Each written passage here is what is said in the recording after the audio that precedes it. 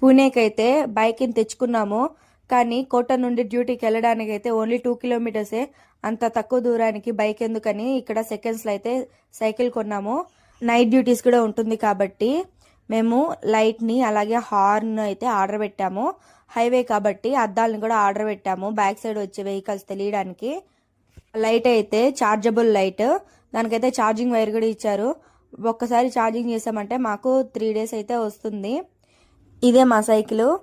ఇప్పుడైతే అద్దాలని లైట్స్ని హార్న్ అయితే ఫిట్ చేసేద్దాము.